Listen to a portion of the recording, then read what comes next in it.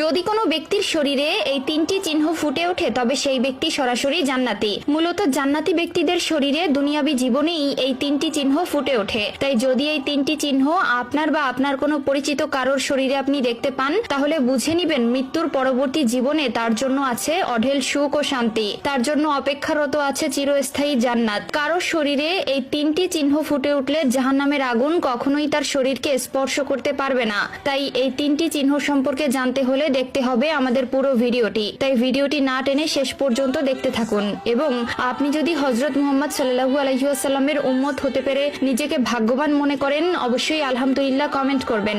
আজকে আমার প্রিয় নবীর ভালোবাসার মানুষগুলোকে দেখতে চাই। প্রিয় দর্শক, অবশ্যই ভিডিওটি শেয়ার করতে ভুলবেন না। আপনার একটি শেয়ারে হয়তো অনেক মানুষ পাপ কাজ থেকে নিজেকে হেফাজত করতে পারবে। প্রিয় নবী বলেছেন, যে ব্যক্তি আমার হাদিস শুনে অন্যকে শেয়ার করলো তার জন্য কিয়ামতের দিন আমার সুপারিশ